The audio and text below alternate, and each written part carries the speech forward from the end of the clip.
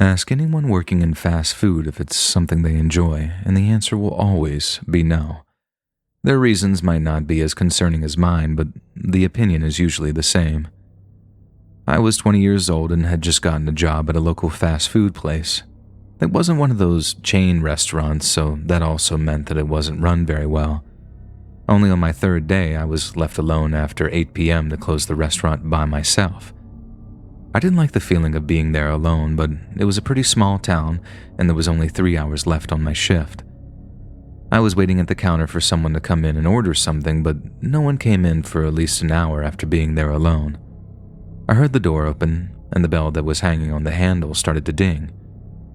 I looked up from my phone, and my heart dropped just a little. Standing only a few feet away from me was a very large, very disheveled, seemingly homeless man. Now don't judge me for being scared. Most young women are scared at the presence of really any guy, let alone one who looks like he's been living on the streets for half a decade. I was, of course, still very polite to him. He walked up to the counter and I had to hold off from gagging at the smell radiating off his body. He was very soft-spoken, which eased my nerves a little, but still felt uneasy about the situation. He ordered a burger and fries, and I got to making it right away. As I walked the couple of steps back into the kitchen, he must have taken notice that I didn't call the order out for anyone else to make it. "Are you here alone tonight, sweetie?" And my whole body lit up with chills. I told him of course I wasn't there alone and that my coworkers were just having a smoke break out back. But he didn't buy it though. "Really? Because I was just back there and there's nobody back there. Don't lie to me, darling." I started to get extremely uncomfortable and wanted nothing more than for this man to just get out of the restaurant and leave me alone, but I already knew that that wasn't going to be happening anytime soon. Thankfully, just as the homeless man began approaching the counter again, a woman and her 2 kids walked in. When he saw them, he stepped back and sat down at a table that had direct line of sight into the kitchen. I guess he wanted to make sure that he could see me at all times, and let me tell you, having his eyes constantly on me did not feel good. I was thoroughly terrified and creeped out, but he hadn't done anything wrong, so I couldn't ask him to leave. The woman ordered food for herself and her children, and I was praying the whole time that she'd just get it for dine-in, but I guess I just couldn't be that lucky. She got it as takeout, and I know it wasn't the best thing to do, but I spent as long as humanly possible making her food. I finished the man's food first and called his name to pick up from the counter. He rushed over so he could get to it when I was still close, and he did something so gross that I really can't tell you the reason. Just as I was setting the tray down on the counter, he leaned over it and breathed heavily in my face. This time I could not suppress the gag. In fact, I started dry heaving. He wasn't even offended though.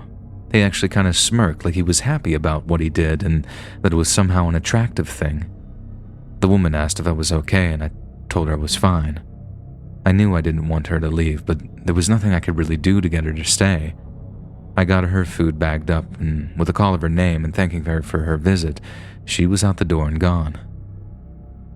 "Alone again, aren't we?" I backed away from the counter when I noticed the man approaching it yet again. He smiled this wide, creepy smile, and I hated every second of it.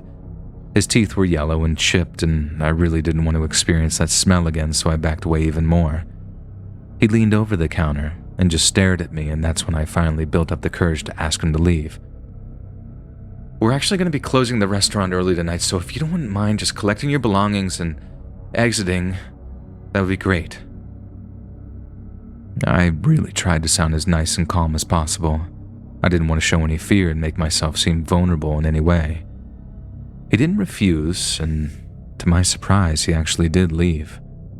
I watched out the windows as he walked down the street and into the dark, out of sight. I was finally able to breathe a sigh of relief. I quickly went back into the office and grabbed the keys. I practically ran to the front door and locked it. I was so happy that I was locked in and no one could get to me. I didn't care if I got fired. I was closing and going home where I knew I'd be safe. I was wiping down the cutting boards and singing a song to myself when I heard a crashing sound come from the front lobby, like one of the windows had just shattered. Freaked out, I had an idea of what had just happened, but I wasn't about to go look. I had this horrible feeling in my gut that the man had come back and I had to hide. I had this thing where every time I entered the building, I would think of an escape plan of somewhere to hide, and the restaurant wasn't any different. I wasn't going out the back exit in case someone was there waiting for me, so I went to the one place that I knew that I could hide where no one would find me. I grabbed my puffy jacket and went inside the walk-in freezer and shut the door behind me as quietly as I could.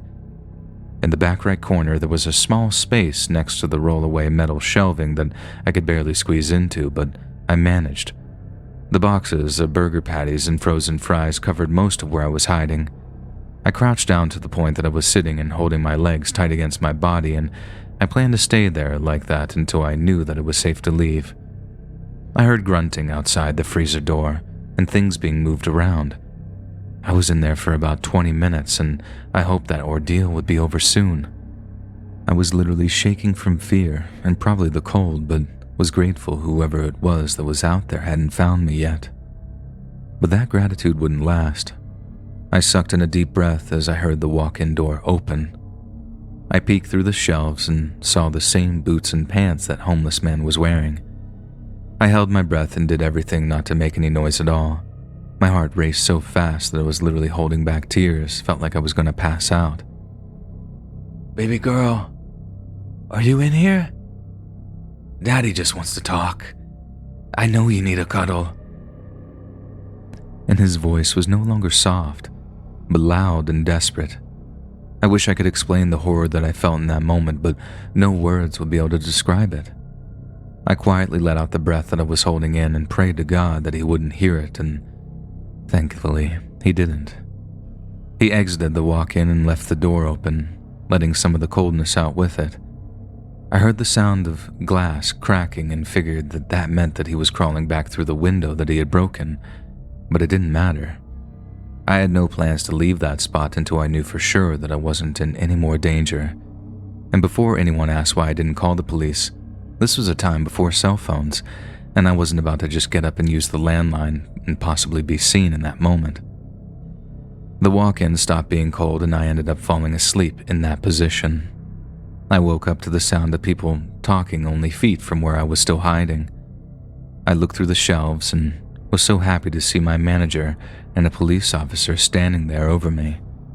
And by that time, my legs had actually gone completely numb from the position that I was sitting in, and all I could do was kind of call out for help.